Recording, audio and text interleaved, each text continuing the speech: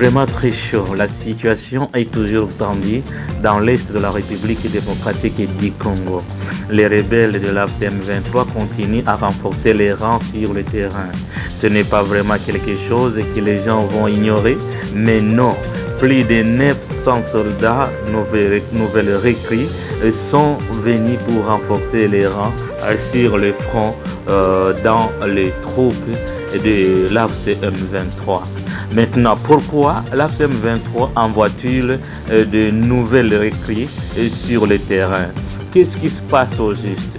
Quel est le motif ou bien quel est l'objectif de l'AFC M23? Alors, ce n'est plus encore un cessez-le-feu, c'est maintenant quoi? Nous combattre le gouvernement de la République démocratique du Congo jusqu'à la dernière Congolais ou bien c'est quoi au juste? C'est ce que nous allons découvrir dans notre actualité d'aujourd'hui, de ce matin. Alors je vous demande de bien vouloir d'abord vous abonner. Abonnez-vous au maximum. Abonnez-vous, likez la vidéoconférence, partagez-les et activez la cloche de notification pour ne plus rater la vidéoconférence. Mesdames et messieurs, bienvenue dans l'actualité de ce matin. Les rebelles de M23 ont déployé plus de 9000 nouvelles recrues sur les lignes de front. Les rebelles du M23 ont procédé mardi 21 juillet au déploiement de plus de 9318 nouvelles recrues sur différentes lignes de front dans l'est de la République démocratique du Congo. Selon les informations diffusées par le mouvement rebelle, tout porte à croire que ce mouvement est en train de renforcer ses lignes de front. Ces combattants viennent d'achever plusieurs mois de formation militaire au centre de Tchanzu, en territoire de Rutshuru au Nord Kivu.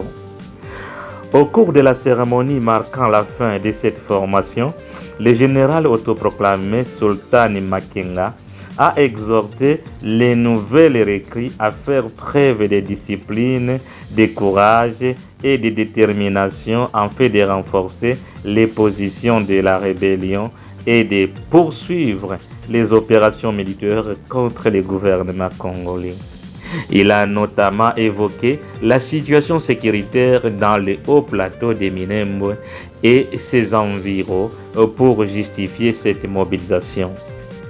Ce déploiement intervient dans un contexte de tensions persistantes dans l'est de la République démocratique du Congo, alors que les efforts diplomatiques engagés sur l'égide des partenaires régionaux et internationaux visent à obtenir un cessez-le-feu durable et la mise en œuvre de ces engagements de paix. Mesdames et messieurs, c'est plus grave que vous pensez. C'est plus grave en tout cas. Le M23 montre l'intention de ne pas reculer, montre l'intention de ne pas mettre fin à la guerre. Le M23 montre la volonté de faire durer cette guerre jusqu'à ce qu'ils le décideront ou jusqu'à ce qu'ils obtiendront leurs objectifs. Mais quels sont les objectifs du M23? Pourquoi ils continuent de se battre?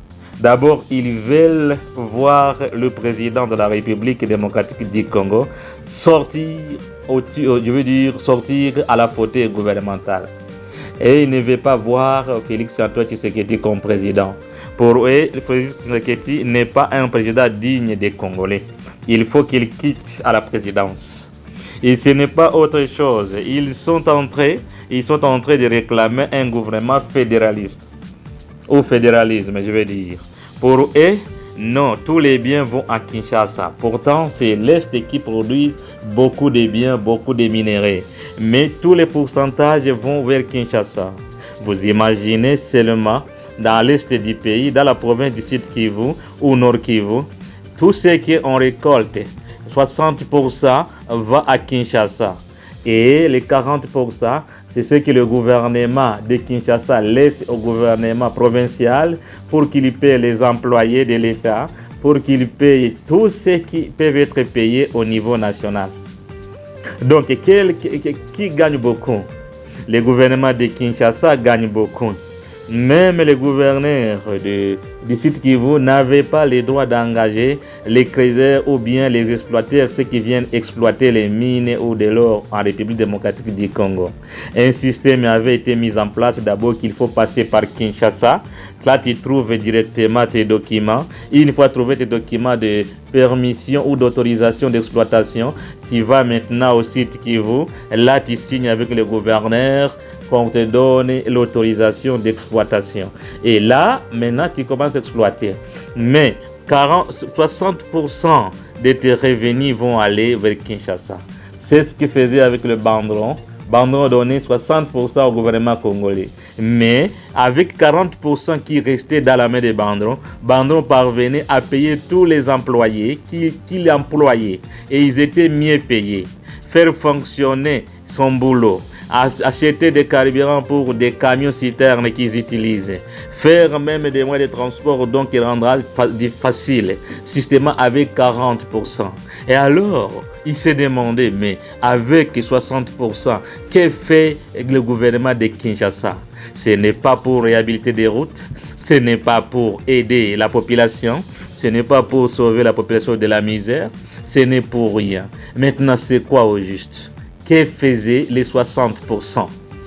Les M23 refusent encore ce genre de gouvernance dépendant de Kinshasa. Ils plaident pour un gouvernement fédéralisme où la population, où les provinces peuvent aussi se gérer, peuvent être peuvent être eux-mêmes. Donc, je ne sais pas comment je vais vous le dire, mais c'est gérer eux-mêmes. Ok, c'est ça ce qu'ils plaident. Ils veulent cela. Mais aujourd'hui, sur le plan sécuritaire, le M23 montre la non-volonté de ne pas se présenter vers la paix. Ils ne sont pas vers le chemin de la paix. Non, ils montrent au contraire qu'ils vont toujours se battre. Donc la guerre continue. Et j'ai dit à tous ces Congolais et Congolaises qui ont l'espoir de retourner dans le pays qu'il ne faut pas avoir l'espoir parce que la diplomatie n'aide absolument à rien.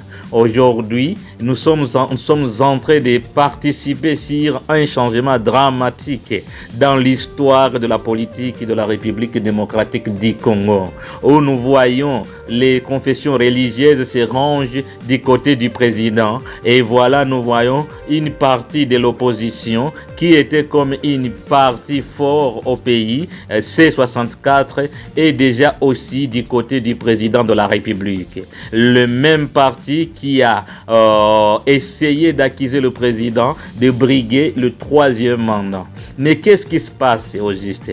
Et du coup, juste à la veille, aujourd'hui, ça pourrait être le marche pour refuser le 3e mandat ou la révision de la constitution du président Félix-Antoine Tshisekedi pour refuser qu'il ne puisse pas se présenter à la prochaine présidentielle en République démocratique du Congo. Mais qui va oser encore de parler? Personne ne le sait. Donc il se peut que l'opposition est déjà dans la poche. La politique congolaise montre que c'est très corruptible.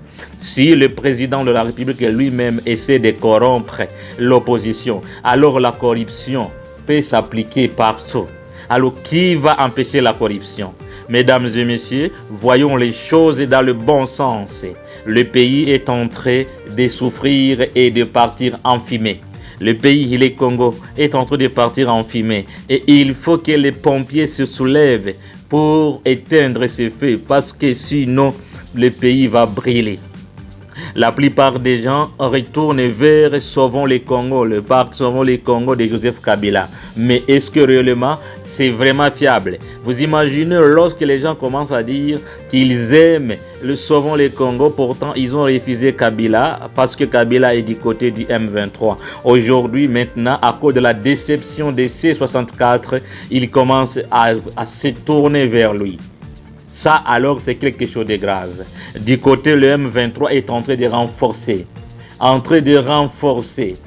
9318 nouvelles recrues venant fraîchement de la formation militaire qui ont été bien formées. Et bien formés sur les combats au sol, tout comme les combats des drones, tout comme d'autres combats technologiques. Ces gens ici, ils ont été formés, ils sont en plusieurs catégories. Donc le M23 savent qu'avec les renforts de ces nouvelles recrues au terrain, alors sur le front de bataille, les soldats congolais n'auront pas de chance. N'auront pas de chance. C'est d'abord des soldats qui ne sont pas mieux payés, des Wazalendo qui sont désorganisés. Vous trouverez un homme avec un kilote portant une arme. Le président, il a donné les armes aux enfants du pays. Ils sont en train de mourir au champ de bataille comme des mouches.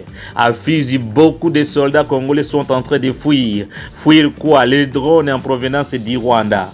Ils sont en train de mourir comme des mouches. Mais qui va en parler? Personne n'en parle. Personne n'en parle cette actualité. On les cache. Pourquoi? Parce que les soldats ont reçu l'ordre de ne pas utiliser leur téléphone sur le front. Il ne faut pas les utiliser. Alors qui va donner la situation du terrain? Personne. La version du gouvernement n'est pas toujours fiable. Donc le gouvernement ne veut pas dire les torts du gouvernement. Non, ils nous disent surtout les victoires du gouvernement. Mais ces échecs, non, le gouvernement n'en parle pas. Mesdames et messieurs, voilà la situation qui est là. L'AFC M23 a renforcé ses lignes de front. Depuis mardi 21 juillet 2026, ils ont eu de nouvelles recrues. Plus de 9318 recrues. C'est un chiffre colossal sur le front. Un chiffre qui est vraiment des soldats qui ont subi une formation de pointe. Ce n'est pas facile. Un seul soldat peut avoir valeur de même 20 soldats qui n'est pas bien formé. Mesdames et messieurs, c'est vraiment quelque chose. Sans tarder, alors, je vous dis, l'information continue sur votre chaîne d'Info La Vérité. Laissez beaucoup de j'aime, partagez la vidéoconférence. N'oubliez pas aussi à nous laisser votre avis dans les commentaires. Merci.